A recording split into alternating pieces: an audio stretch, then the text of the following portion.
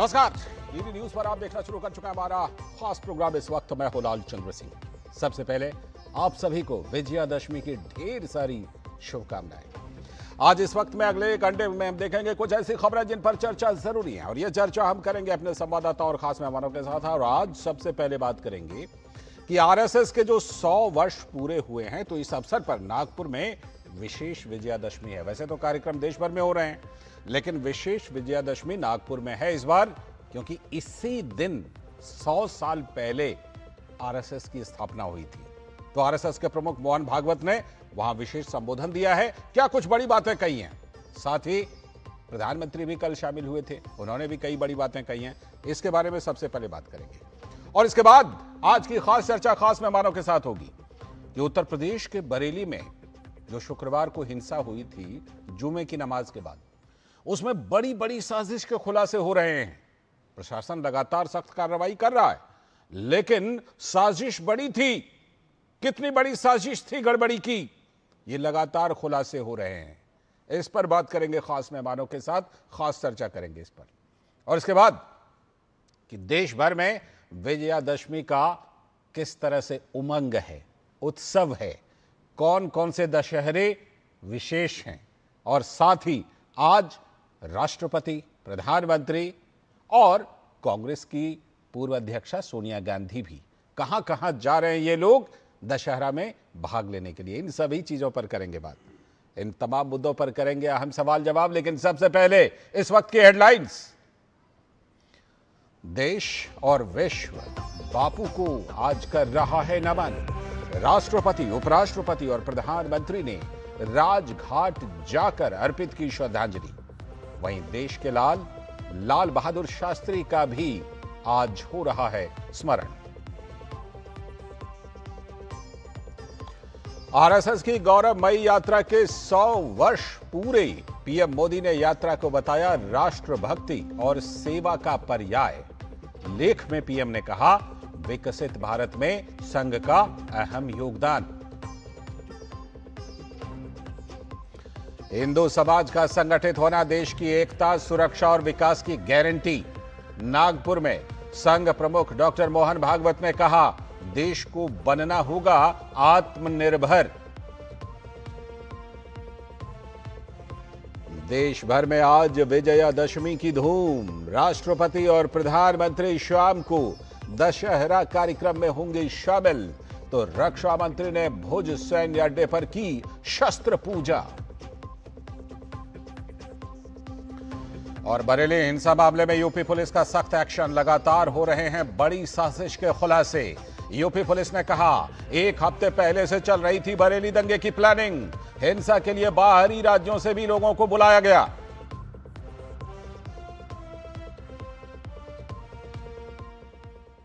ये थे इस वक्त की हेडलाइंस। अब देखते हैं खबरों को विस्तार से। और आज सबसे पहले बात करेंगे कि आरएसएस के जो 100 वर्ष पूरे हो गए हैं स्थापना के, तो इस बार नागपुर की विजयादशमी भी विशेष है, क्योंकि इस बार की विजयादशमी आरएसएस के लिए विशेष है। और यह इसलिए विशेष है क्योंकि स्थापना के 100 वर्ष पूरे हो चुके हैं। साल 1925 में विजयादशमी के ही दिन नागपुर में आरएसएस की स्थापना हुई थी। तो आरएसएस प्रमुख मोहन भागवत ने विजयादशमी पर आयोजित विशेष कार्यक्रम में आज अपना बेहद विशेष संबोधन भी दिया है। संघ प्रमुख ने ट्रंप के टैरिफ से लेकर पहलगाम में आतंकी हमले तक का उल्लेख किया, और इसके साथ ही भारत के पड़ोस में जो हाल में बांग्लादेश से लेकर नेपाल में जो विरोध प्रदर्शन हुए उसका भी जिक्र किया। संघ प्रमुख ने कहा कि पहलगाम हमले का भारत सरकार ने योजना बनाकर ऑपरेशन सिंदूर के जरिए दिया पुरजोर उत्तर। साथ ही मोहन भागवत ने कहा, स्वदेशी पर निर्भर रहने और आत्मनिर्भरता पर ध्यान केंद्रित करने की आवश्यकता है। और मोहन भागवत ने खासतौर पर नई पीढ़ी के लिए कहा कि नई पीढ़ी में लगातार बढ़ रही है देशभक्ति की भावना और अपनी संस्कृति के प्रति आस्था और विश्वास, और इसके पुख्ता प्रमाण भी मिल रहे हैं, जो अच्छी बात है।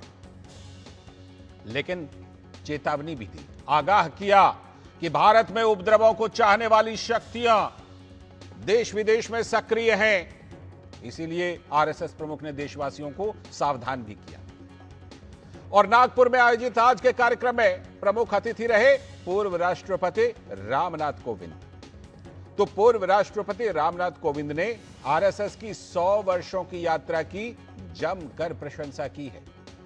और याद कीजिए, कल प्रधानमंत्री नरेंद्र मोदी भी दिल्ली में आयोजित एक कार्यक्रम में शामिल हुए थे और वहां पर प्रधानमंत्री ने आरएसएस की जमकर प्रशंसा की थी और कई बड़ी बातें प्रधानमंत्री ने भी कही थी। तो प्रधानमंत्री नरेंद्र मोदी ने कल आरएसएस की प्रशंसा करते हुए क्या कुछ कहा था, सबसे पहले इसे सुन लीजिए।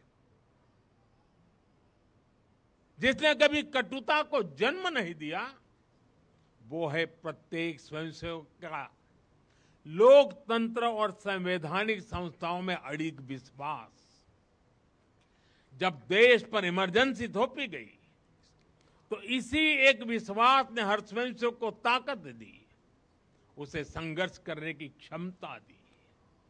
इन्हीं दो मूल्यों, समाज के साथ एकात्मता और संवैधानिक संस्थाओं के प्रति आस्था ने संघ के स्वयंसेवकों को हर संकट में स्थित प्रज्ञ बना के रखा, समाज के प्रति संवेदनशील बनाए रखा। साथ ही प्रधानमंत्री नरेंद्र मोदी ने राष्ट्रीय स्वयंसेवक संघ पर होने वाले हमलों और उसके खिलाफ साजिशों का भी जिक्र किया। पीएम ने कहा कि इन सब के बावजूद संघ ने कटुता को पास नहीं आने दिया और देश सेवा में लगातार जुटा रहा। आजादी की लड़ाई के समय देखें तो परम पूज्य डॉक्टर हेडगेवार जी समेत अनेक कार्यकर्ता ने स्वतंत्रता आंदोलन में हिस्सा लिया। डॉक्टर साहब कई बार जेल तक गए। आजादी की लड़ाई की कितने ही स्वतंत्रता सेनानियों को संघ संरक्षण देता रहा, उनके साथ कंधे से कंधा मिलाकर काम करता रहा।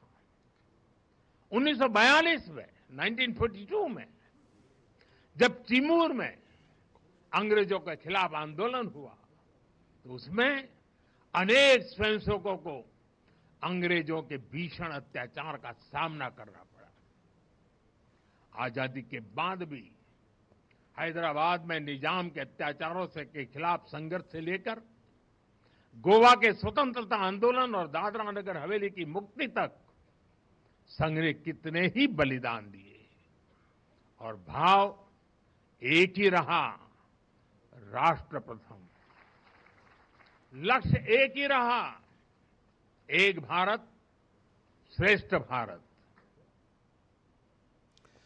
और आज जो नागपुर में विशेष कार्यक्रम हुआ है, विशेष विजयादशमी है, स्थापना के 100 वर्ष पूरे हुए हैं, तो आरएसएस प्रमुख ने अपने विशेष संबोधन में पहलगाम में हुए आतंकी हमले पर भी बात की और कहा कि ऑपरेशन सिंदूर के जरिए किस तरह से सरकार ने इस हमले का मुंहतोड़ जवाब दिया।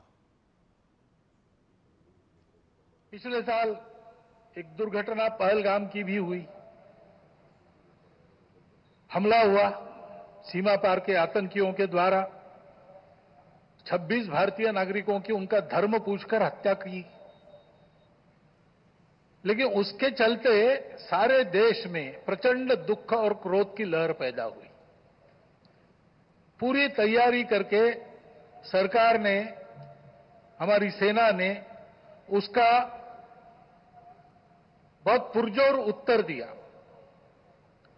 सारे प्रकरण में हमारी नेतृत्व की दृढ़ता, हमारी सेना का शौर्य, कौशल्य और समाज की एकता और दृढ़ता का एक उत्तम चित्र प्रस्थापित हुआ।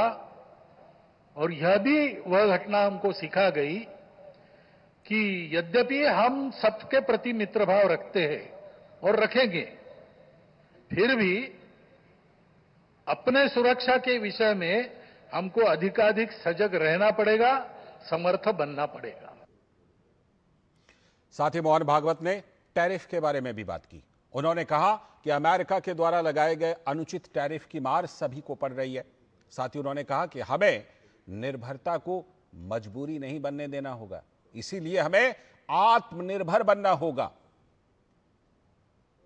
कि अभी हाल में अमेरिका ने जो नई टैरिफ नीति अपनाई, उनके अपने हित के लिए अपनाई होगी, लेकिन उसकी मार तो सभी पर पड़ रही है। विश्व का जीवन परस्पर निर्भरता से ही चलता है, परंतु ये निर्भरता मजबूरी में न बदल जाए। हमको इसको मजबूरी न बनाते हुए जीना अगर है तो स्वदेशी और स्वावलंबन का कोई पर्याय नहीं। हमको आत्मनिर्भर होना पड़ेगा, स्वावलंबी जीवन जीना पड़ेगा। और आज का जो विशेष कार्यक्रम है, इसमें पूर्व राष्ट्रपति रामनाथ कोविंद मुख्य अतिथि थे। तो उन्होंने आरएसएस की प्रशंसा करते हुए कहा कि आरएसएस पवित्र और विशाल वटवृक्ष के समान है। निरंतर आगे बढ़ता हुआ संघ एक पवित्र और विशाल वटवृक्ष की तरह अपनी जड़ों तथा शाखा प्रशाखाओं के माध्यम से भारत के लोगों को एकता, गौरव और प्रगति की संजीवनी तथा छाया प्रदान कर रहा है। डॉक्टर मोहन भागवत जी भारतीय परंपरा के अनुपम व्याख्याता होने के साथ साथ आधुनिकता और संस्कारों का समन्वय करने वाले एक दूरदर्शी सामाजिक वैज्ञानिक भी हैं। उनके साथ हुई अपनी अनेक भेंट वार्ताओं में मुझे उनकी राष्ट्रनिष्ठा, क्रियाशीलता और समावेशी व सृजनात्मक नेतृत्व के नए आयाम देखने को मिले हैं। मुझे जैसे एक सामान्य स्वयंसेवक को इस ऐतिहासिक अवसर से जोड़ने के लिए मैं संघ का हृदय से आभार व्यक्त करता हूं। साथ ही पूर्व राष्ट्रपति रामनाथ कोविंद ने कहा कि महात्मा गांधी जी ने भी आरएसएस की प्रशंसा की थी। संघ में व्याप्त समरसता, समानता और जाति भेद से पूरी तरह मुक्त व्यवहार को देखकर महात्मा गांधी भी बहुत प्रभावित हुए थे, जिसका विस्तृत विवरण संपूर्ण गांधी वाङ्मय में मिलता है। गांधी जी ने 16 सितंबर 1947 को दिल्ली में आयोजित राष्ट्रीय स्वयंसेवक संघ की रैली को संबोधित किया था और कहा था कि वे वर्षों पहले संघ के संस्थापक डॉक्टर हेडगेवार के जीवन काल में संघ के एक शिविर में गए थे। गांधी जी संघ के शिविर में अनुशासन, सादगी और छुआछूत की पूर्ण समाप्ति को देखकर अत्यंत प्रभावित हुए थे। तो आरएसएस के ये जो 100 वर्ष पूरे हुए हैं, तो इस बार की विजयादशमी भी विशेष है। क्या कुछ इस विजयादशमी में विशेष है, सीधे चलते हैं नागपुर, जहां हमारे संवाददाता योगेश शीतल हमारे साथ जुड़ चुके हैं इस पर और ज्यादा जानकारी देने के लिए। योगेश, सबसे पहले तो यही बताइए कि विजयादशमी तो हर बार वहां पर उसका समारोह होता है, क्योंकि विजयादशमी के दिन ही 100 साल पहले आरएसएस की स्थापना हुई थी। लेकिन इस बार क्योंकि आरएसएस के 100 वर्ष पूरे हुए हैं, तो इस बार की क्या विजयादशमी वहां पर नागपुर में कुछ विशेष दिख रही है, कुछ अलग दिख रही है क्या? देखिए लालचंद, विजयादशमी को लेकर जैसा कि सुनील आंबेकर जो कि अखिल भारतीय प्रचार सभा के अध्यक्ष है, कल उनसे हमारी बात भी हुई थी। उन्होंने कहा था कि किस तरीके के आयोजन जो है देश के हर एक हिस्से में आरएसएस द्वारा किए जा रहे हैं, साथ में जो अन्य उसके अनुषंगिक संगठन है उनके द्वारा भी, जैसे गोष्ठियां हैं, सेमिनार है, बैठक है, ये सब जो है, ये सब आम कार्यक्रम जो है वो बेसिकली किए जा रहे हैं। अगर विशेष तौर पर बात करें नागपुर की, क्योंकि नागपुर एक तरीके से कर्मभूमि रही है, बहुत सारे अभियान जो है वो नागपुर ने देखा है, आंदोलन देखा है, इस संगठन की शुरुआत हुई है यहाँ से। तो हेडगेवार खुद यहाँ से फिजिशियन थे, बड़े डॉक्टर थे यहाँ के, जो उन्होंने जब नींव डाली थी इस संगठन की, जो वटवृक्ष बन चुका है, जैसा कि अगर रामनाथ कोविंद के शब्दों में अगर कहें तो ये एक बड़ा सा आयोजन जो है वो नागपुर में भी दिखा। और आज जब सवेरे करीब 7:30 बजे जब कार्यक्रम शुरू हुआ था, तो उस वक्त जितनी बड़ी संख्या में लोग आए थे, कई देशों के जो डिप्लोमेट्स थे वो वहां पे थे, जो डेलीगेट्स थे वो तो वहां पे थे ही थे, और इसके अलावे कई जो नागपुर के प्रतिष्ठित लोग हैं वो वहां पे थे, जैसा कि आमतौर पर हर साल होता आया है। रामनाथ कोविंद चूंकि पूर्व राष्ट्रपति रहे हैं, काफी सक्रिय रहे हैं वो। अगर आप देखें 1991 में जब वो पहली बार चुनाव लड़े थे उत्तर प्रदेश में, उस वक्त का उन्होंने रेफरेंस किया कि किस तरीके से उस वक्त वो भारतीय जो आरएसएस है वहां उनके वॉलंटियर्स के संपर्क में आए थे, और क्या छवि बनी थी संघ की उनके सामने, और किस तरीके से फिर धीरे धीरे करके जो है वो उनका रिश्ता संघ के साथ प्रगाढ़ होता गया। तो उन्होंने वो जो अलग अलग पदचिन्ह थे, जो अलग अलग माइलस्टोन थे, उसका भी उन्होंने जिक्र किया। अब अगर आप सीधे जो बिंदु पे आएंगे जो कि आज मोहन भागवत ने अपनी जो उद्बोधन में कहा, तो देखिए दो तीन चीजें काफी महत्वपूर्ण रही अगर आप आरएसएस के पॉइंट ऑफ व्यू से देखें, क्योंकि विजयादशमी की सभा में जो कहा जाता है उसको आरएसएस का ऑफिशियल स्टैंड माना जाता है, संघ का जो है आधिकारिक मत जो है वो माना जाता है। देखिए दो चीजें बहुत इंपॉर्टेंट रही, अगर घरेलू के हिसाब से, अगर आप डोमेस्टिक हिसाब से देख लीजिए, डोमेस्टिक पॉइंट ऑफ व्यू से देखिए, तो उन्होंने एक चीज कहा कि जो यूएस टैरिफ की बात, जिसकी बात आपने की कि यूएस टैरिफ की जो बात की, उसमें उन्होंने कहा कि हमें स्वावलंबी होना जरूरी है। ये स्वावलंबी अगर आप देखेंगे संघ की तरफ से स्वावलंबन की बात कही गई है, और लगातार जो पीएम मोदी भी कई मंचों से कहते आए हैं कि मेक इन इंडिया हो, वोकल फॉर लोकल हो, खरीदारी जो है वो घरेलू चीजों की हो, इसका विशेष ध्यान दिया जाए। तो इसको लेकर एक तरीके का एक ही लाइन लेंथ आपको वो दिखेगा संघ में और भारतीय जनता पार्टी में, कि कोशिश ये की जा रही है कि देश को किस तरीके से महात्मा गांधी की जो विचारधारा थी, क्योंकि महात्मा गांधी की जयंती भी है, उनकी जो विचारधारा थी स्वदेशी को, उसको लेकर वापस देश को उसी तरीके से एकजुट किया जा सके।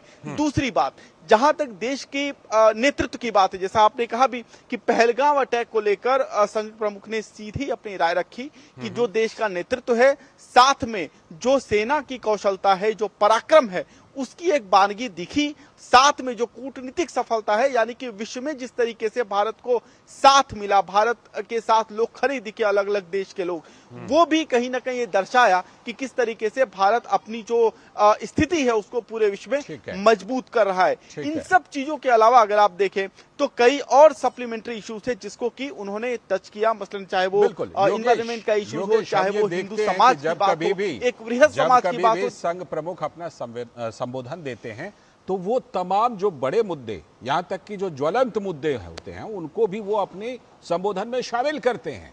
उन्होंने सब चीज को शामिल किया, टैरिफ को शामिल किया, नेपाल बांग्लादेश में जो हुआ उसको भी शामिल किया अपने संबोधन में। लेकिन योगेश, उन्होंने देशवासियों को चेताया भी कि भारत में उपद्रव करने की का जो षड्यंत्र है, वो देश और विदेश में ऐसे लोग बैठे हुए हैं जो भारत में उपद्रव का षड्यंत्र कर रहे हैं। तो यह जो संदेश संघ प्रमुख ने दिया है, यह संदेश बहुत ही महत्वपूर्ण और लोगों को एक तरह से चेतावनी और आगाह करने वाला कि ऐसे षड्यंत्र करने वालों से मुकाबला करना पड़ेगा।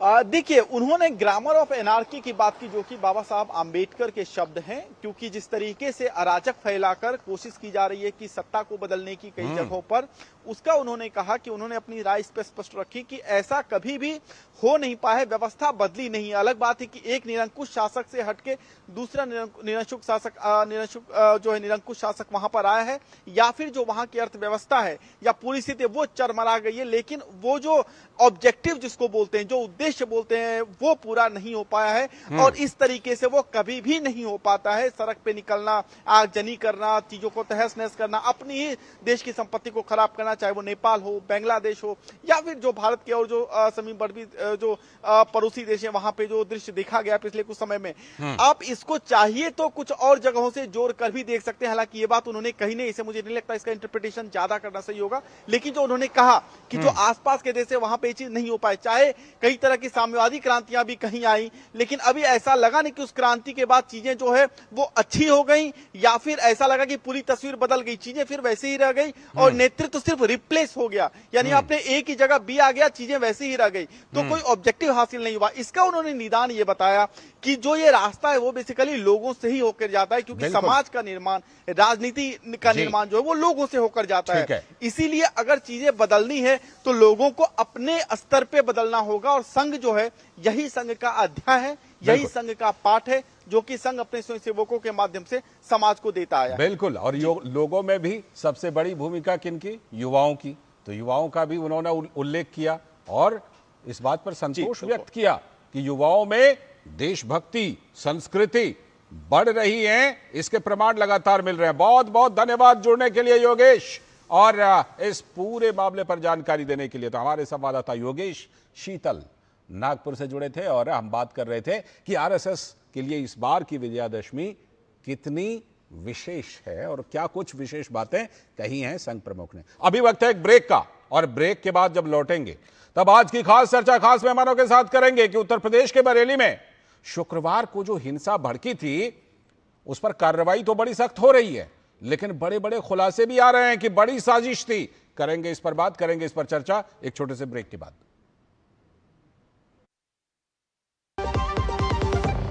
तीनों कॉलेज में डोंट वरी, फीस तो देखो। क्या हाल है? क्या हुआ? हाँ, फीस की टेंशन। राहुल का बैंक अकाउंट तो है ही, रास्ता क्लियर। बैंक से जरूरत भर के हिसाब से स्टूडेंट एजुकेशन लोन इजीली मिलेगा और उसमें भी 4 लाख रुपए तक, नो कोलैटरल। वो कहाँ है? मिठाई। आरबीआई कहता है करो सही शुरुआत, बनो फाइनेंशियली स्मार्ट।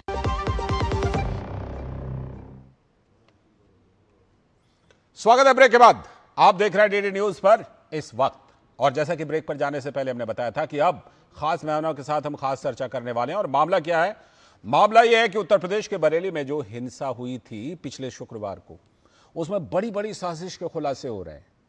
उत्तर प्रदेश के बरेली में हुई हिंसा पर पुलिस की सख्त कार्रवाई चल रही है और बरेली हिंसा मामले में अब तक कुल 81 आरोपी गिरफ्तार किए जा चुके हैं। प्रशासन के एक्शन में बुलडोजर चलाने से लेकर एनकाउंटर तक शामिल है।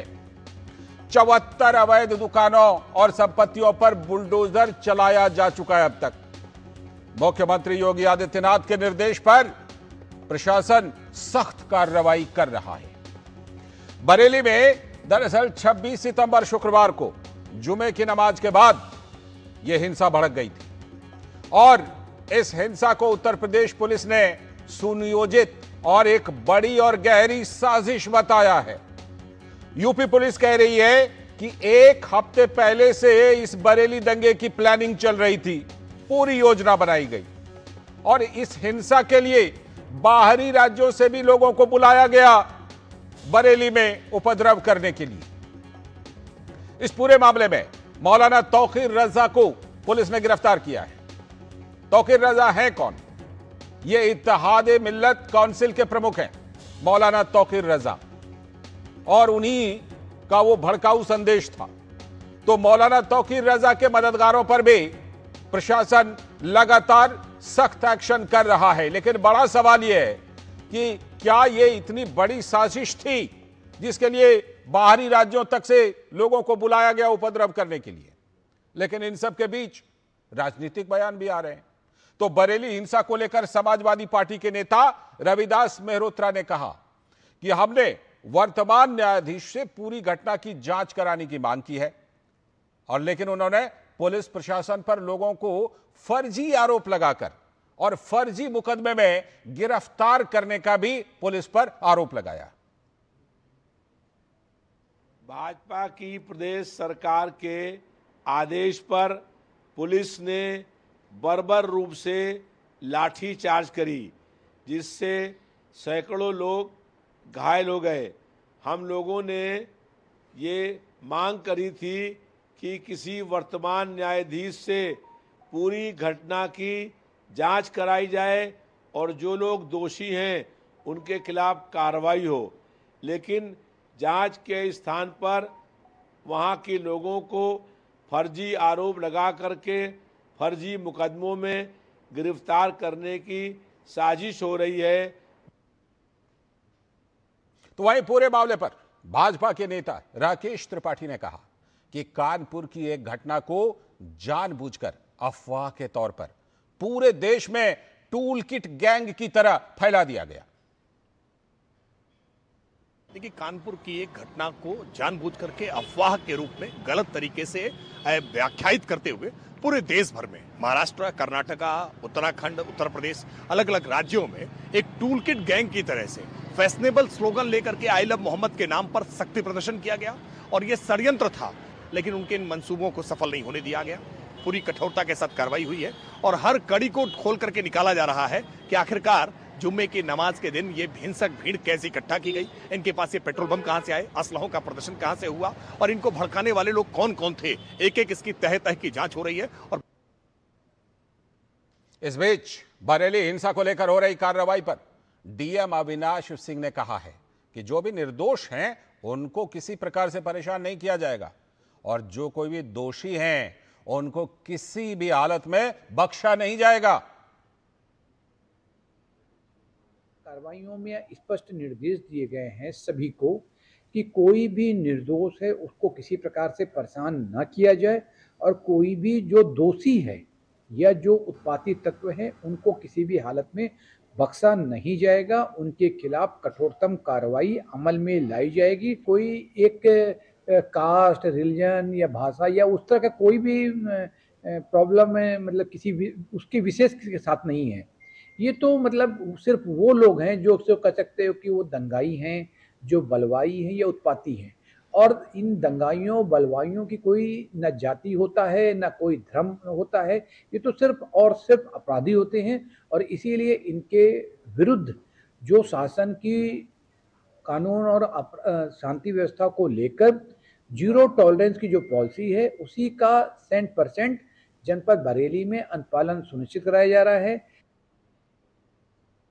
तो ये लगातार बरेली मामले में कार्रवाई भी हो रही है और खुलासे भी हो रहे हैं। और क्या कुछ अब तक खुलासा हुआ है, कितनी बड़ी साजिश थी, कौन थे इसके पीछे, मंशा क्या थी, इन्हीं सब मुद्दों पर चर्चा करने के लिए खास मेहमानों के साथ हम जुड़ रहे हैं। ऋचा सिंह, भारतीय जनता पार्टी की प्रवक्ता, बहुत बहुत स्वागत ऋचा आपका, ऋचा जी जुड़ने के लिए। साथ में विक्रम सिंह जो कि पूर्व डीजीपी हैं, उत्तर प्रदेश के पूर्व डीजीपी रह चुके हैं, बहुत बहुत स्वागत सर, नमस्ते। साथ में हमारे साथ अशोक यादव जी भी जुड़ चुके हैं, समाजवादी पार्टी के प्रवक्ता, नमस्कार, बहुत बहुत स्वागत। और हमारे संवाददाता रामेंद्र सिंह जो हमें अपडेट देंगे। रामेंद्र, इस समय तक का अपडेट क्या है, क्योंकि 81 लोगों की गिरफ्तारी तो हुई है जिसमें मौलाना तौकीर रजा भी शामिल है, लेकिन पुलिस ये किस आधार पर कह रही है कि ये बहुत बड़ी साजिश थी और इसकी प्लानिंग तो एक हफ्ते से चल रही थी, ये कहने का पुलिस के पास क्या आधार है, पुलिस ने क्या जानकारी दी है? देखिए लालचंद जी, नदीम ने जो बयान दिया है, आईएमसी के जो पदाधिकारी हैं उन्होंने कहा कि इस तरीके की प्लानिंग की गई थी, प्रदेश और कई जिलों से और प्रदेश के बाहर के लोगों को बुलाया गया था और योजना ये थी कि जो पुलिस के लोग हैं उनकी हत्याएं की जाए, सरतन से जुदा नारे देकर के भड़काया गया उनको। तो जो बयान आए हैं और जो कंट्रोल कमांड सेंटर के कैमरे थे जिनका निरीक्षण किया गया, जिनके वीडियो फुटेज देखे गए, उसके बाद बहुत सारी चीजें स्थिति स्पष्ट होती है। और जितने लोग भी चिन्हित किए गए हैं उनमें कोई ऐसा नहीं कि जो गलत तरीके से फंसाया जा रहा हो। जिनके वीडियो फुटेज हैं, जिनके काम करते हुए जिस तरीके से उस प्रदर्शन में अपराध कर रहे थे, असलहे लहरा रहे थे, पत्थर चला रहे थे, उन लोगों के खिलाफ कार्रवाई की जा रही। देखिए, हमें लगता है कि एक वर्ग अभी भी मुख्यमंत्री योगी आदित्यनाथ को समझ नहीं पाया है। जब वो कहते हैं कि इस चौराहे पर आप छेड़खानी करोगे तो अगले चौराहे पर यमराज नजर आएंगे आपको। जब वो कहते हैं कि देश के विरोध में कुछ भी करोगे तो आपके खिलाफ सख्त कार्रवाई की जाएगी। और वो कहते हैं कि हम कहीं भी कर्फ्यू नहीं लगेगा उत्तर प्रदेश में। जो क्राइम रेशियो है वो ऐसे ही नीचे नहीं आया है। जो सख्त निर्देश दिए जाते हैं वो प्रशासन पूरी तरह अमल में ला रहा है। शायद बरेली के लोगों को ये अंदाजा नहीं था कि जो मुख्यमंत्री योगी आदित्यनाथ कहते हैं वही होता है। और अगर उनको नहीं पता है तो विधानसभा का वो बयान उठाकर देख ले, जब कहा था कि मिट्टी में मिला देंगे और मिट्टी में मिला दिया। शायद इनको अब अंदाजा हो जाएगा और आगे इस तरीके की स्थिति नहीं पैदा होगी। जो मौलानाओं को लगता है जो देश के संविधान से ऊपर हैं, उनकी ये जो महिमा मंडन है ये भी समाप्त होगा और वो भारत के संविधान को ठीक से समझ पाएंगे। ठीक है, मैं लौटता हूं आपके पास और इस समय मैं रुख करता हूं विक्रम सिंह जी का। आज जब इस चर्चा की बारी आई सर, मैंने विशेष रूप से आपको याद किया और इसलिए याद किया क्योंकि आपका जो अनुभव रहा है, उस अनुभव के जरिए हम जरा इस चीज को समझना चाहते हैं कि कानपुर से लेकर बरेली तक और जो बात यूपी पुलिस कह रही है विक्रम सर कि बाहरी राज्यों से लोगों को बुलाया गया, एक हफ्ते से प्लानिंग चल रही थी, ये कितनी बड़ी प्लानिंग, कितनी बड़ी साजिश थी विक्रम सर? नमस्कार, आपने बड़ी कृपा की कि मुझे मौका दिया अपने उत्कृष्ट मंच पर दो शब्द कहने के लिए। सभी विद्वान पैनलिस्ट को नमस्कार। ये सोची समझी एक बहुत गहरी साजिश थी, सरकार को, प्रदेश को, हमारी जनता को बदनाम करने की नीयत से।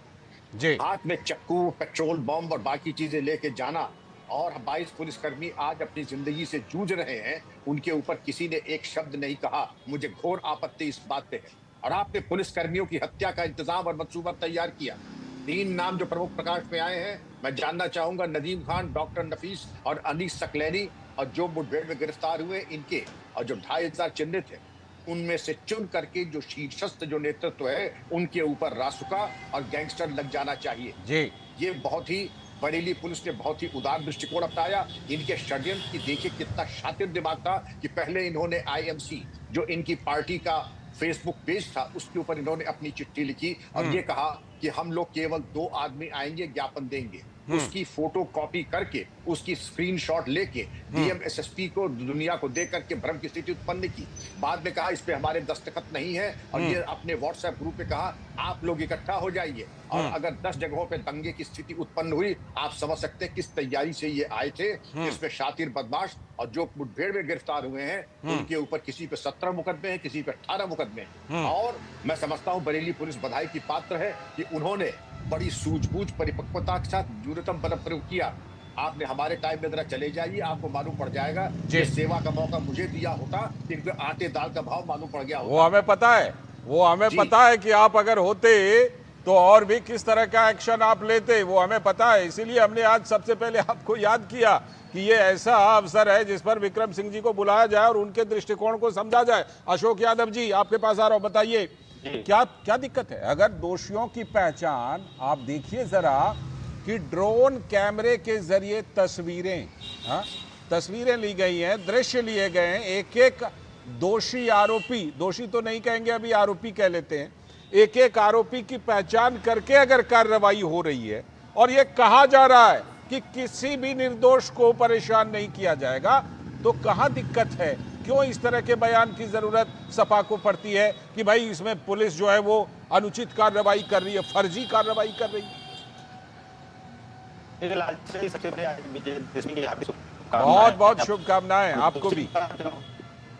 और दूसरी मैं कहूँगा कि हमारे पार्टी की मांग है कि मामले का पूरे प्रकरण का ये प्रकरण 0 से लेकर के 100 तक पहुंच गया। इस पूरे प्रकरण की एक बड़े न्यायाधीश हाई कोर्ट के जस्टिस इस पूरी की मतलब घटना का आपकी आवाज में कुछ समस्या आ रही है, आपकी आवाज में कुछ समस्या आ रही है। मैं फिर से आपको जोड़ता हूं थोड़ी देर में, बस अभी इस बीच में आपको जोड़ता हूं। इस बीच में जरा ऋचा जी के पास चलता हूं, इस बीच अशोक जी की आवाज को थोड़ी ठीक कीजिए। ऋचा जी ये बताइए कि जिस तरह से ये कार्रवाई हो रही है इसमें ये सवाल उठ रहे हैं कि एक हफ्ते से प्लानिंग चल रही थी कानपुर से लेकर के बरेली तक। ऋचा जी तो जरा बताइए कि ये जो कार्रवाई है, क्या इस कार्रवाई में पुलिस के इनपुट में कहीं से कोई लापरवाही हुई? नहीं तो इसको और पहले कंट्रोल किया जा सकता था क्या?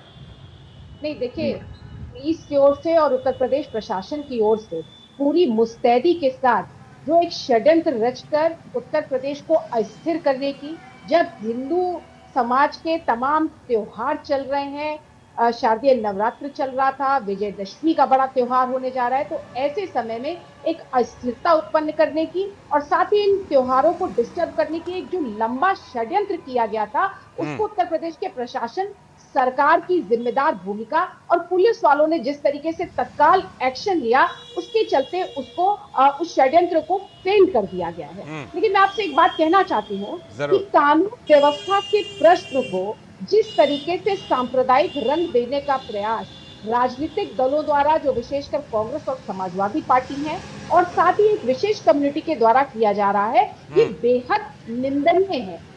धार्मिक स्वतंत्रता संविधान की प्रदत्त सबको मिली हुई है, सबको अपने धर्म का प्रचार प्रसार और उसकी प्रैक्टिस करने का अधिकार है, लेकिन धार्मिक स्वतंत्रता के नाम पर आप नागरिक दायित्वों की बार बार बलि दे देंगे। धार्मिक स्वतंत्रता आपको मिली है मस्जिद में नमाज पढ़ने के लिए, जिसको आप अदा करने जाते हैं, लेकिन जब आप मस्जिद के बाहर निकलते हैं तो उसी को भीड़ के स्वरूप में बदलकर उससे बलवा करने की, उससे आप सांप्रदायिक सौहार्द बिगाड़ने की, उससे आप दंगा करने की जो नापाक कोशिशें करते हैं, ये कहीं ना कहीं बेहद निंदनीय भी और चिंताजनक भी है। और उससे ज्यादा चिंताजनक ये बात है कि बरेली में जो कुछ भी हुआ उसपे इन राजनीतिक दलों द्वारा, विशेषकर कांग्रेस पार्टी और समाजवादी पार्टी, इन लोगों द्वारा एक बार भी उत्तर प्रदेश के पुलिस प्रशासन के लोग जो घायल हो गए हैं, जिन्होंने इस बड़ी घटना को जो वृहद रूप नहीं, वो भला क्या सहानुभूति देंगे? वो तो कह रहे हैं कि फर्जी कार्रवाई कर रही है पुलिस। अशोक जी किस आधार पर आप कह रहे हैं कि पुलिस फर्जी कार्रवाई कर रही है, जबकि तमाम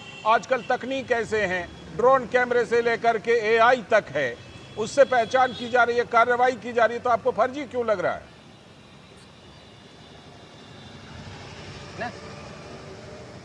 हेलो जी लालचंद जी, आवाज मेरी आ रही है? हाँ एकदम बिल्कुल सही आ रही है, अब बोलिए। हाँ देखिए, मैं ये कह रहा था कि बरेली प्रकरण में जो जीरो से लेकर के इतना बड़ा इंसिडेंट हो गया, इस सारे इंसिडेंट की जांच हमारी पार्टी मांग करती है कि हाई कोर्ट की जस्टिस से इसकी जांच कराई जाए। ठीक है, क्योंकि ये प्रकरण बहुत छोटा था और छोटे प्रकरण को इतना बड़े स्तर पर अगर किसी ने फैलाने का काम किया है तो भारतीय जनता पार्टी भारतीय जनता पार्टी ने इस प्रकरण को इतना बड़ा फैलाने का काम किया, क्योंकि भारतीय जनता पार्टी को ऊर्जा स्रोत है ये हिंदू मुस्लिम का दंगा। अगर हिंदू मुस्लिम के बीच में दंगा नहीं होगा तो भारतीय जनता पार्टी को न्यूट्रिशन नहीं मिलेगा, वो सूख जाएगी, वो पोषित ही नहीं होगी। इसलिए इस तरह की चीजें जब भी होती हैं तो इसमें भारतीय जनता पार्टी का प्रत्यक्ष या अप्रत्यक्ष रूप से इन्वॉल्वमेंट जरूर मिलता है। दूसरी बात, आपने कहा कि एक हफ्ते से साजिश चल रही थी। एक हफ्ते से साजिश नहीं भाई, ये तो अनवरत प्रक्रिया है, ये अनवरत प्रक्रिया है। इसी अनवरत प्रक्रिया पुलिस ने जो कहा वो बताया मैंने आपको कांवड़ यात्रा में देखने को मिल जाती है, आपको होली दिवाली में मिल जाता है देखने को हिंदू मुस्लिम दंगे। ये सारी चीजें इसीलिए की जाती हैं ताकि भारतीय जनता पार्टी के लिए एक पिच तैयार किया जाए। पिच क्यूरेटर की भूमिका में भाजपा रहती है कि हम पिच बना दे ताकि योगी आदित्यनाथ जी जैसे लोग एक उस पे जो बैटिंग करें और छक्के पे छक्का मारते रहें। लेकिन सवाल ये उठता है कि अपने राजनीतिक महत्वाकांक्षा को पूरी करने के लिए इतने बड़े पैमाने पर किसी तो आप ये भी कह दीजिए फिर कि मौलाना तौकीर रजा बीजेपी के लिए काम करते हैं क्या? मौलाना तौकीर रजा जो इस मामले में सबसे बड़े साजिश करता है, जिन्होंने इस सारे चीजों को भड़काया, आप कह दीजिए कि वो बीजेपी के कार्यकर्ता हैं। फिर मैं ऋचा जी से जवाब ले लूंगा कि कब मौलाना तौकीर रजा को बीजेपी ज्वाइन करवाया इन्होंने। लालचंद जी, मैंने यही कहा कि ये प्रकरण इतना बड़ा कैसे बना, इसकी जांच हाई कोर्ट की दृष्टि से होनी चाहिए। यहाँ तक ठीक है, यहाँ तक ठीक है। आप किसी व्यक्ति का सुनिए, आप किसी व्यक्ति का नाम लेने का कोई मतलब नहीं, मतलब यह है कि इतने बड़े पैमाने पर इसको कैसे आम जनमानस को भड़काया कैसे गया, मुसलमान समाज के लोगों को भड़काने का काम किसने किया, ये सवाल उठता है। और ये भड़काने का काम अगर किसी ने किया, एक बात मैं कहूं अशोक जी, चाहे मुजफ्फरनगर दंगा ही क्यों न रहा हो, ये एक पैरेलल थ्योरी जरूर आ जाती है। ऋचा जी जवाब दीजिए। ऋचा जी कह रहे हैं ऐसी चीजों से तो आपको खाद पानी मिलती है, मैं पूछ रहा हूँ क्या मौलाना तौकीर रजा आपके लिए काम करते हैं? नहीं आदरणीय लालचंद सर, समाजवादी पार्टी मुस्लिम तुष्टीकरण में इस कदर अंधी हो चुकी है कि पूर्व में भी कई दंगों के आरोपी रहे, ये तौकीर रजा का नाम लेने तक से ये डरते हैं। किस तरीके से तौकीर रजा ने पूरी साजिश की और ये साजिश लंबे समय से चल रही थी। और साथ ही एक बड़ा सवाल ये भी है कि 4 तारीख को जो कानपुर में घटना हुई थी, जिसका पटाक्षेप हो चुका था, 22 दिन बाद क्या इंतजार किया जा रहा था कि हिंदुओं के त्योहार जब शुरू होंगे तो उत्तर प्रदेश और देश को अस्थिर कर दिया जाएगा। और समाजवादी पार्टी के लोग इस अस्थिरता में, इस षड्यंत्र में शामिल है अपनी फर्जी बयानबाजी के द्वारा। और जिस तरीके से ये बार बार अपराधियों के साथ, दंगाइयों के साथ, मैं लौटता हूँ आप सभी के पास, लौटता हूँ। जाते हैं कि मुजफ्फरनगर में जो दंगों का आरोपी था उसको अखिलेश यादव जी ने हेलीकॉप्टर, उसका मैंने जिक्र किया कि उस समय भी अलग अलग थ्योरी दी गई। मैं जरा रामेंद्र के पास हूँ। रामेंद्र, सपा की प्रतिक्रिया, भाजपा की प्रतिक्रिया हम देख ही रहे हैं, ये जरा बताइए कि इस पूरे मामले पर, चाहे हिंसा से लेकर के जो अब कार्रवाई हो रही है, इस पर बाकी दलों, कांग्रेस है, बीएसपी है, बाकी दल है, उनकी कोई प्रतिक्रिया आई है क्या? देखिए, सभी की प्रतिक्रियाएं हैं, सभी की प्रतिक्रियाएं उसी तरह है लालचंद जी, जिस तरह समाजवादी पार्टी करे उसी तरह कांग्रेस भी करे। देखिए, ये आखिरी प्रयास है इन लोगों का कि उत्तर प्रदेश में जो योगी आदित्यनाथ की सत्ता चल रही है, क्या उसको बेदखल कर सकते हैं, सड़क पर उतर करके राजनीतिक बयानबाजी करके, अस्थिरता फैला करके या दूसरी तरीके से। तो ये आखिरी प्रयास है राजनीतिक दलों का। जो यादव जी बात कर रहे थे, ये तो उत्तर प्रदेश का जो सिनेरियो है उसको भी देखें कि किस तरीके से अखिलेश यादव की सरकार यहाँ तक आई, विधानसभा में खड़े होकर कहा कि हमारे प्रदेश में इतने दंगे हुए, वो चीजें बदल गई हैं। ये समझना चाहिए। अगर मुरादाबाद में रामवीर चुनाव जीत करके आते हैं जहाँ 65 से 70% मुसलमान है, तो ये न सोचे कि मुसलमान इन्हीं की दिशा से बहता रहेगा। ये बात सही है। बात करेंगे तो उत्तर प्रदेश की राजनीति नहीं कर सकते, नहीं तो उखड़ जाएंगे। बिल्कुल सही कह रहे हैं आपकी, सबको एक तरह से पेंट नहीं कर सकते। और विक्रम सर, जब आप सेवा में थे, जाहिर सी बात है कि उस समय तकनीक इतनी ज्यादा विकसित नहीं थी जितनी आज है, लेकिन मैं ये जानता हूं कि आप हर एक विकसित तकनीक को लेकर कितने अपडेट रहते हैं, मुझे ये पता है। ये बताइए कि इस मामले में चाहे ड्रोन कैमरा हो, एआई हो, सब चीज का पूरा उपयोग यूपी पुलिस कर रही है और आरोपियों की पहचान करके कार्रवाई हो रही है। तो आरोप और फर्जी कार्रवाई के आरोप की तो गुंजाइश ऐसे भी बहुत कम हो जाती है विक्रम सर। जब आईटी एनेबल्ड एविडेंस आपके पास है, इलेक्ट्रॉनिक एविडेंस है, साइबर पेट्रोलिंग हो रही है, और आपने सही कहा एक जनरेशन पुलिसिंग आज आगे आ चुकी है जिसमें फेशियल रिकग्निशन सॉफ्टवेयर, एआई और फ्यूचरिस्टिक टेक्नोलॉजीज का समावेश हो गया। अरे भाई मैं झूठ बोल सकता हूँ, एआई थोड़ी झूठ बोलेगा। हमारे जो drone technology, facial recognition technology, अगर ये कह रहा कि बन्नेवंद भोंदू और ये कल्लू हैं, तो ये पहले से ही जो डेटा बेस फेड है उसकी बेसिस पे ड्रोन हमारे स्मार्ट कंट्रोल रूम को बता रहा है, डिजिटल कंट्रोल रूम को बता रहा है, वो लॉग इन हो रहा है। और तमाम जो साइबर चैटिंग है, आपने जो स्क्रीनशॉट भेजा उसको बाद में डिलीट किया, बाद में आपने उसको झूठ का पुलिंदा तैयार किया, या कैसे छुपा लोगे? ये तो कोर्ट में एडमिसिबल एविडेंस है, इसमें तो फर्जी कार्रवाई की गुंजाइश ही नहीं है। मैं तो कहता हूं कि लाखों रुपए के नाम उससे ले ले, अगर ये कोई प्रमाणित कर दे कि ये जो है फर्जी है। फर्जी पहले होता था जब मैकेनिकल काम हुआ करते थे, जब जेब से कट्टे बरामद होते थे, जब जेब से शराब बरामद होती थी। आज जो कुछ भी है इलेक्ट्रॉनिकली एनेबल्ड है, इसमें किसी तरह का मिलावट का काम या किसी तरह की धूर्तता संभव ही नहीं है। जी बिल्कुल। मैं अशोक जी के पास चलता हूं। अशोक जी, आप किस आधार पर यह कह रहे हैं कि ये सब लोग, चाहे मौलाना तौकीर रजा हूं या मौलाना सज्जाद नोमानी का बड़ा आपत्तिजनक बयान आया है, मौलाना सज्जाद नोमानी जैसे कुछ लोग भड़काने का किस तरह काम कर रहे हैं, हमने उनके बयान को भी सुना है। अभी हम फिलहाल उनके बयान को सुनवा नहीं रहे, लेकिन जरा ये बताइए किस आधार पर आप कह रहे हैं कि ये सब लोग बीजेपी के लिए काम कर रहे हैं, बताइए जरा। देखिए लालचंद ठोस आधार दीजिएगा। लालचंद जी, उत्तर प्रदेश की पुलिसिंग को एनवाईपीडी के तर्ज पर, सिंगापुर पुलिसिंग के तर्ज पर अगर किसी ने डेवलप करने काम किया तो अखिलेश यादव जी की सरकार ने किया। जो अभी डीजीपी साहब बता रहे हैं कि तमाम टेक्नोलॉजीज, एआई और फेस रिकॉग्निशन और मतलब जो भी चीजें बता रहे हैं, ये सारी चीजें तो हर जगह की पुलिसिंग इसका इस्तेमाल करती है, लेकिन जो साजिश पर्दे के पीछे रची जाती है उसको कौन सी टेक्नोलॉजी बता देगी भाई? उसको बताने के लिए कोई टेक्नोलॉजी नहीं डेवलप है। उसको बताने के लिए बहुत सारी चीजें जो टेक्नोलॉजी से परे जाकर पता करनी पड़ती है। आप ये बताइए, विपक्ष के पास ऐसा कोई मुद्दा विपक्ष चाहेगा क्या कि जिसमें हिंदू मुस्लिम हो, जिसमें भाजपा को फायदा हो? ये तो कोई नहीं चाहेगा। ये भाजपा चाहती है कि हिंदू मुस्लिम हो। ये आज से थोड़ी ना, जब से आज ऋचा जी का जवाब, ऋचा जी दिवस है, ऋचा जी वो कह रहे हैं विपक्ष क्यों चाहेगा कि ऐसा कुछ हो, बताइए ऋचा जी। देखिए, समाजवादी पार्टी के शासनकाल में 500 से अधिक दंगे हुए, जिनको इन्होंने स्वयं विधानसभा के भीतर स्वीकार किया है। योगी आदित्यनाथ जी के शासनकाल में दूसरा टर्म उनका चल रहा है और उत्तर प्रदेश में एक भी सांप्रदायिक दंगा नहीं हुआ। इसको एनसीआरबी के आंकड़े कहते हैं, क्योंकि योगी आदित्यनाथ जी की स्पष्ट नीति है, जीरो टॉलरेंस टू क्राइम। हम अपराध होने नहीं देंगे, चाहे वो किसी तरीके के हो, और सांप्रदायिक सौहार्द को जो बिगाड़ने की कोशिश करेगा उसके ऊपर कड़ी कार्रवाई होगी। समाजवादी पार्टी के शासनकाल में तो ये लोग कर्फ्यू लगा दिया करते थे, और ये यही चाहते हैं कि उत्तर प्रदेश में आज भी जब हिंदू धर्म के तीज त्योहार चल रहे हैं, उत्तर प्रदेश में आज शांति है, उत्तर प्रदेश को अस्थिर करके दंगों की जो आग में झोंकना चाहते थे और साथ ही कर्फ्यू लग जाए। लेकिन माननीय योगी आदित्यनाथ जी का स्पष्ट कहना है कि हम ना तो कर्फ्यू लगाएंगे, ना हम कानून व्यवस्था, वो तो उन्होंने बिल्कुल साफ कहा, बिल्कुल सही, पीड़ या दंगा करना भूल जाएंगे। बताइए अशोक जी, आप बताइए। अभी ऋचा जी ने बहुत सारी बातें कही। हाँ देखिए, मैं बताऊं, आपको याद होगा लालचंद जी, योगी जी का सरकार में बुलंदशहर हिंसा हुई थी, और उस बुलंदशहर की हिंसा में हमारे पुलिस का इंस्पेक्टर सुबोध कांत सिंह की हत्या भी हुई थी, और हत्यारे जब जेल से छूटे तो भाजपाइयों ने उनका माल्यार्पण किया। ये बात किसी से छुपी है क्या? ऋचा जी का जवाब इंस्पेक्टर, आपने जो बात कही उस पर ऋचा जी का जवाब लीजिए। ऋचा जी जवाब दीजिए। बुलंदशहर का उल्लेख कर रहे हैं दंगाई, तो भाजपाइयों ने उनका माल्यार्पण किया। लालचंद जी बताइए, ऋचा जी जवाब देंगी ना? हमने पूछ लिया ऋचा जी जवाब दे रही। बहराइच का दंगा, ऋचा जी का दंगा, भाजपा का विधायक, अब ऋचा जी का जवाब तो सुन लीजिए आप। ऋचा जी का जवाब सुन लीजिए।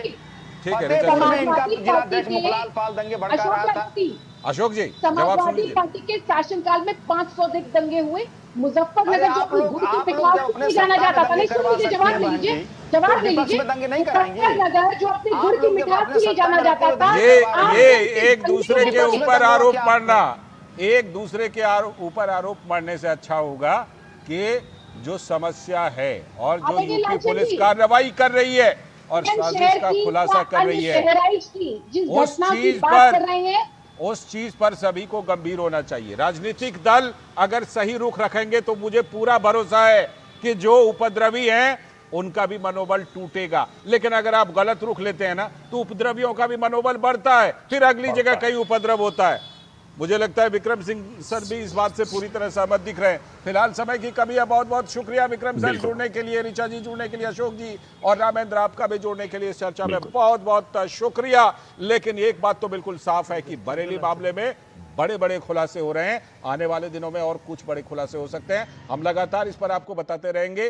फिलहाल इस चर्चा में इतना ही, लेकिन अभी वक्त है ब्रेक का, और ब्रेक के बाद जब लौटेंगे तब बात करेंगे कि आज देश भर में विजयादशमी का किस तरह का उत्सव है, आम से लेकर खास तक, और प्रधानमंत्री, राष्ट्रपति और विशेष लोग, विशेष गणमान्य लोग कहां कहां इस बार जा रहे हैं, इसके बारे में बताएंगे छोटे से ब्रेक के बाद।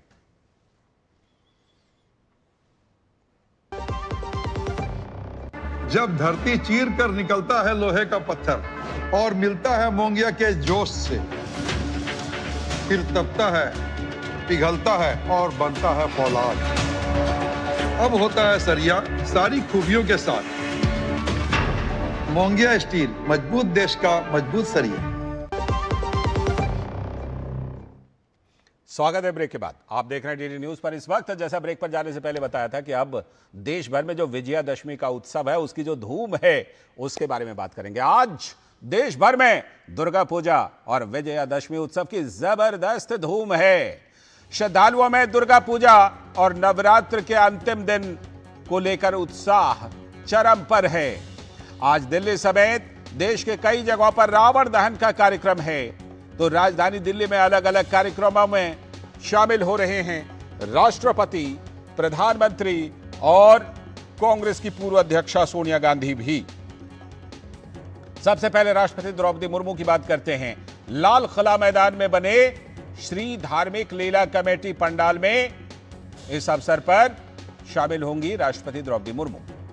प्रधानमंत्री नरेंद्र मोदी इस बार यमुना पार दिल्ली में आईपी एक्सटेंशन के उत्सव ग्राउंड में शामिल होने जा रहे हैं, और कांग्रेस की पूर्व अध्यक्षा सोनिया गांधी राजधानी दिल्ली में आयोजित नवश्री धार्मिक लीला में भाग लेने वाली है। इस बीच कोलकाता समेत पूरे पश्चिम बंगाल में विजयादशमी पर श्रद्धालु उमड़ पड़े हैं। और कुछ और दशहरों की, विशेष दशहरों की बात कीजिए तो मैसूरू, कुल्लू समेत देश के कई जगहों का दशहरा बहुत ही प्रसिद्ध है। तो पूरे देश में दशहरा की धूम है। कुछ जगहों से हम आपको अपने संवाददाताओं के जरिए दिखाते हैं दृश्य और उनसे बात भी करते हैं। हमारे साथ अमरेंद्र गुप्ता, हमारे संवाददाता दिल्ली से जुड़ रहे हैं, साथ में ज्योति भी जुड़ेंगी हमारे साथ मैसूरू से आगे चलकर, और कोशिश करेंगे कि मुस्कान भी कुल्लू से जुड़ें। फिलहाल अमरेंद्र गुप्ता के पास चलते हैं। ये देखिए उनके पीछे रावण, मेघनाथ और कुंभकर्ण का पुतला भी दिखाई पड़ रहा है। कहां पर खड़े हैं अमरेंद्र इस समय, और यहां पर क्या विशेष है, और क्या यहां पर भी कोई गणमान्य व्यक्ति पहुंचने वाले हैं क्या? लालचंद जी, इस समय पूरे दिल्ली में रावण दहन को लेकर सारी तैयारियां पूरी की जा चुकी हैं। लोग घर से निकल चुके हैं और रामलीला ग्राउंड पे जाने वाले। तकरीबन 200 जगह पे आज रावण का दहन होना है, और मैं इस समय दिल्ली के ऐतिहासिक रामलीला ग्राउंड जो है वहां खड़ा हुआ हूं, और यहां पर मेरे पीछे रावण, मेघनाथ और कुंभकर्ण के बड़े बड़े पुतले दिखाई दे रहे होंगे आपको, और लगभग सारी तैयारियां पूरी की जा चुकी हैं। हालांकि इस समय बरसात आ गई है, लेकिन जो दिल्ली में जो सबसे बड़ा कार्यक्रम है जो रामलीला ग्राउंड पे, वहां पर राष्ट्रपति द्रौपदी मुर्मू पहुंचने वाली हैं, और उसके साथ दिल्ली की मुख्यमंत्री रेखा गुप्ता और एलजी विनय सक्सेना के साथ कांग्रेस की वरिष्ठ नेता सोनिया गांधी पहुंचने वाली। और लालजी, एक अहम बात आपको बता दूं कि प्रधानमंत्री पहली बार दिल्ली के ईस्ट दिल्ली के आईपी एक्सटेंशन पार्क में पहुंचने वाले हैं, और वहां पर भी दिल्ली की मुख्यमंत्री उनके साथ रहने वाली और केंद्रीय मंत्री हर्ष मल्होत्रा रहने वाले। लेकिन वहां की खासियत बताऊं कि रावण दहन का जो पुतला होता है, हालांकि 3 होता है जो मेरे पीछे आप देख रहे हैं,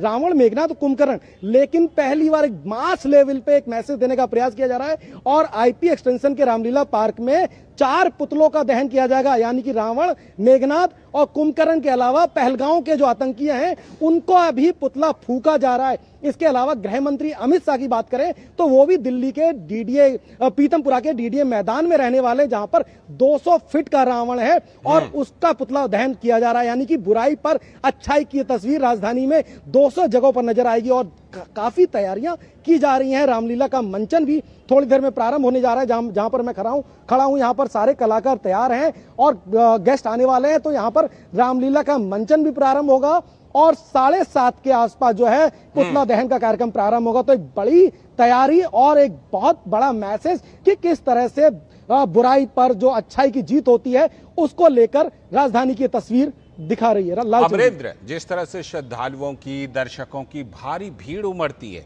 इसको लेकर पुलिस प्रशासन ने किस तरह की कोई विशेष तैयारी की है ताकि भीड़ का मैनेजमेंट अच्छी तरह से हो पाए? क्योंकि जब ग्राउंड में, रामलीला के ग्राउंड में जब रावण दहन का कार्यक्रम होता है तो काफी लोग पहुंचते हैं इस मौके पर देखने के लिए। लाल जी, मैं अपने कैमरामैन जगदेव से यहाँ की तस्वीर दिखाने को कहूंगा। देखो, तैयारियों की बात करता हूं।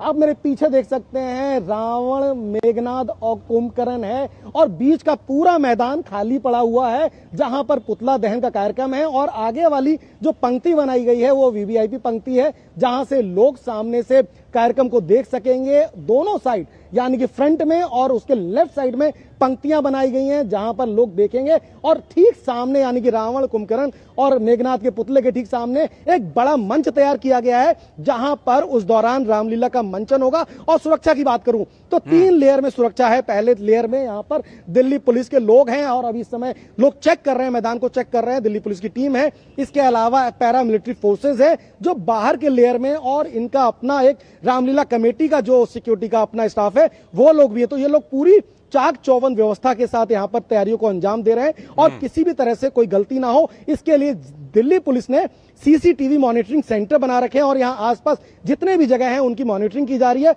और यहां मंच के जस्ट पीछे भी एक सीसीटीवी का कमरा तैयार किया गया है जहां से इस पूरे कार्यक्रम की मॉनिटरिंग की जाएगी। तो सुरक्षा के लिहाज से भी कहें तो पूरी पुख्ता सुरक्षा व्यवस्था की जा रही है।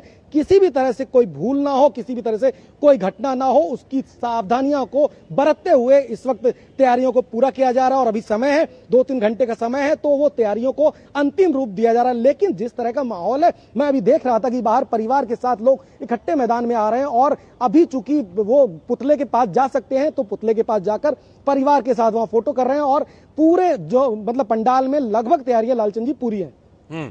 अमरेंद्र, एक बात का विशेष रूप से चर्चा जरूर उसकी करूंगा कि प्रधानमंत्री पहले अगर आप देखिए तो क्या होता था कि लुटियन जोन के आसपास की रामलीला में शामिल हुआ करते थे, लेकिन प्रधानमंत्री नरेंद्र मोदी अगर पिछले कई सालों का देखें, पश्चिमी दिल्ली में द्वारका में जाकर शामिल हुए थे। इस बार आप बता ही रहे हैं कि पूर्वी दिल्ली में आईपी एक्सटेंशन में इस बार जा रहे हैं प्रधानमंत्री नरेंद्र मोदी।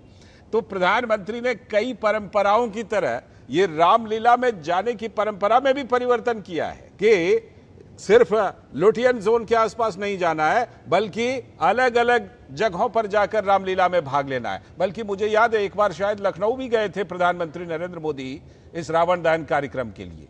अमरेंद्र,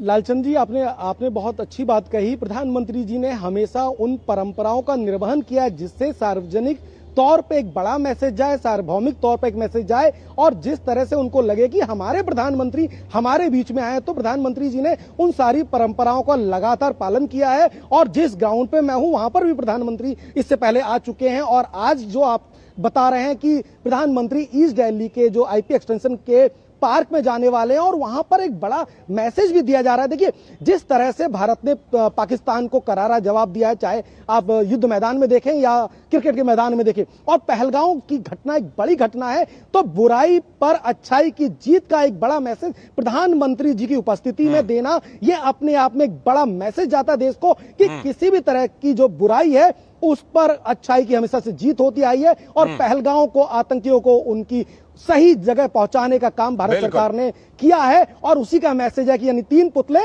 और परंपरा को तोड़ के एक चौथा पुतला पहलगांव के आतंकियों का, तो एक बड़ा मैसेज। और प्रधानमंत्री जी ने उस परंपरा को हमेशा से निभाया है और एक बड़ा मैसेज हमेशा देने का प्रयास किया है। लालचंद जी, आपने सही कहा, पहलगाम में हमले करने वाले जल्लाद वो निश्चित तौर पर असुर ही थे जिनको सबक सिखाया गया, और आज भी उसी का प्रतीक है कि जो असुर हैं और जो गलत हैं, जो बुराई के प्रतीक हैं, उनको उनके ऊपर अच्छाई की जीत। और इसके बारे में कार्यक्रम होना है तो कुछ देर में हम लोग दिखाएंगे भी अलग अलग जगहों से। फिलहाल आपका बहुत बहुत धन्यवाद अमरेंद्र जुड़ने के लिए और इस पूरे मामले पर बात करने के लिए। और इसी के साथ आज के इस वक्त में इतना ही। हमारी पूरी टीम को दीजिए अनुमति, लेकिन डीडी न्यूज पर खबरों और कार्यक्रमों का सिलसिला लगातार जारी है। नमस्कार।